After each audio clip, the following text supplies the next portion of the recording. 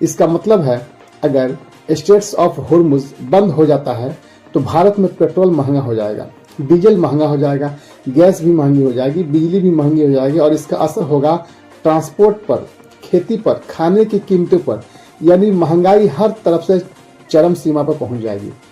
क्या ईरान सच में इसे बंद कर सकता है? तकनीकी रूप से देखा जाए तो हाँ, बिल्कुल बंद कर सकता है। ईरान के पास कई तरीके हैं। एक तरीका तो यह है कि समुद्र में माइंस बिछाना भी शुरू कर दे। दूसरा तरीका यह कि जहाजों पर मिसाइल भी का हमला कर सकता है। और तीसरा तरीका उसके पास है कि ड्रोन का अटैक कर सकता है। चौथा तरीका उसके पास है कि तेज स्पीड वाली नावों पर हमला कर सकता है। यह सब करके जहाजों को डराया जा सकता है और जब जहाज नहीं जाएंगे तो रास्ता ऑटोमेटिक बंद हो जाएगा। लेकिन एक बड़ी समस्या भी है।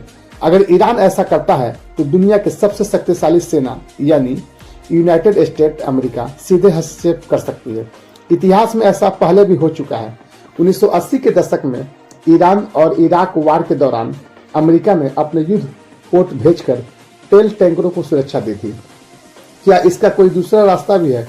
कुछ हद तक सऊदी अरबिया और यूनाइटेड अरब इमिराट्स ने पाइपलाइन बनाई है, लेकिन समस्या यह है कि अगर होर्मुज बंद हो जाए तो भी दुनिया की तेल सप्लाई 8-10 मिलियन बैरल प्रतिदिन कम हो जाएगी, जो कि बहुत बड़ा झटका होगा।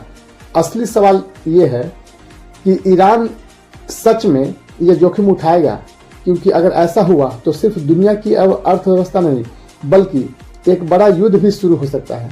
दोस्तों, हम अक्सर सोचते हैं कि दुनिया देशों से चलती है, लेकिन सच यह है दुनिया चलती है एनर्जी सप्लाई चेन से।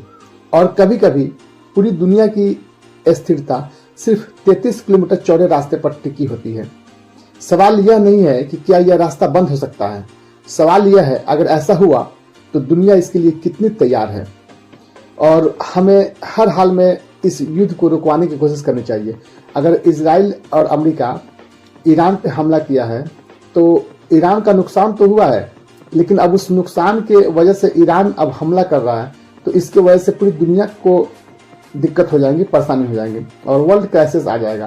तो कोशिश करनी चाहिए कि किसी तरीके से बात हो, मीटिंग हो और इस युद्ध को विराम दिया जाए। तो अगर ये युद्ध विराम हो गया तो हम सब के लिए बेनिफिट है, लेकिन अगर युद्ध विराम नहीं हुआ तो हम सबको लॉस हो सकता है। तो चलिए, इन्हीं चंद बातों के साथ आज की मैं अपनी बातों को विराम देता हूं। और अगर मेरी वीडियो पसंद आई हो तो प्लीज़ इसे लाइक, शेयर और सब्सक्राइब करना ना भूलें।